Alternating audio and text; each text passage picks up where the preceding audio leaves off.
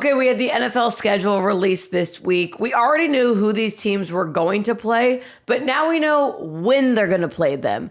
And a lot of teams got done dirty by that win factor. So here are the 5 teams I think have the hardest schedule going into 2025. Okay, let's talk about the Ravens. The Ravens got absolutely demolished by this schedule release. It is just tough if you're a Baltimore fan.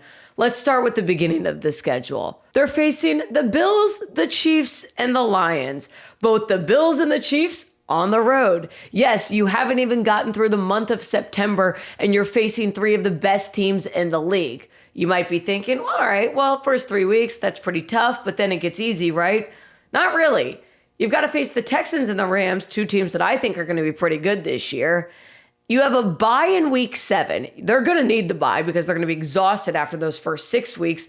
But week 7's really early to have a bye week, especially when you look at the back half of the schedule. For the Baltimore Ravens, week 11 through 18, they've got to play all outdoor cold games. Whether you're in Baltimore or Pittsburgh, Green Bay, Cincinnati, that is so tough. I don't care if your team is built on gritty, tough, cold weather. I don't think any team wants to play in that. 5 of the 8 games are also divisional games.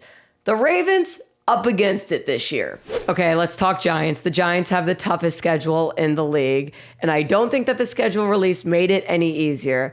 And it's tough. If you're Brian Daboll or Joe Schoen, you're on the hot seat. You've got to win now. I don't like the opening for the Giants.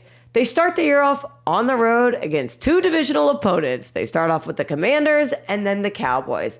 They do get to go home after that, but who are they hosting? The Chargers and the Chiefs. That is not an easy way to start the year. There's a 9-game period where 6 of those games are on the road.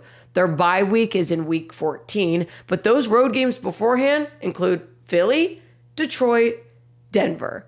And the games that they're at home, not much better either. It's the Eagles, it's the Packers, and it's the Niners.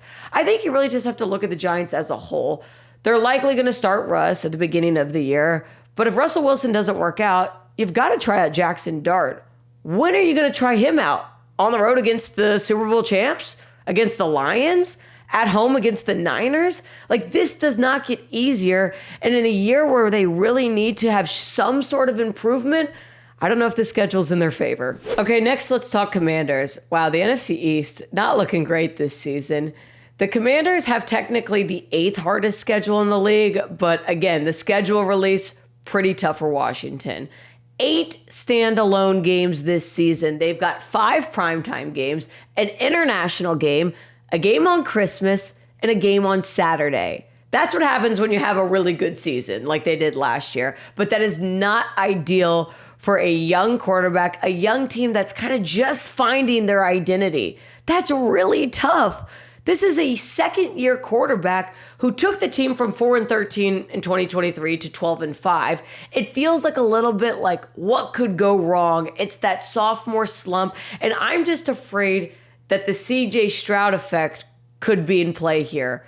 We saw this with the Texans where CJ Stroud had an insanely good rookie season. Then there was a lot of hype on the Texans and CJ Stroud, and he disappointed.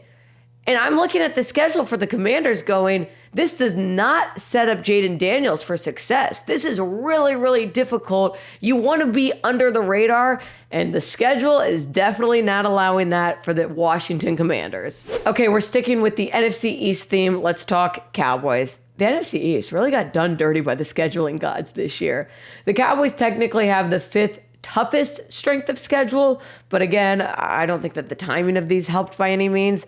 Now, look, the Cowboys are used to having primetime games. They have 6 primetime games, but also 2 holiday games. That's a lot. Here's the toughest part for the Dallas Cowboys, though. They've got 4 games in 18 days after their bye week, and that includes the Eagles, the Chiefs, and the Lions. Woof, that is a tough stretch.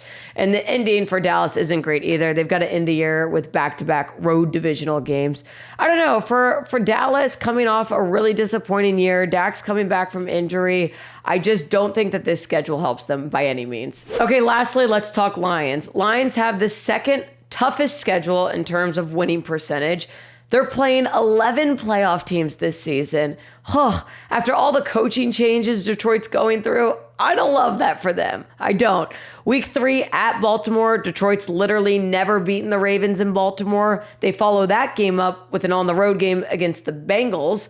And then you look at this, 3 Thursday games in the second half of the year. That's crucial time for short weeks.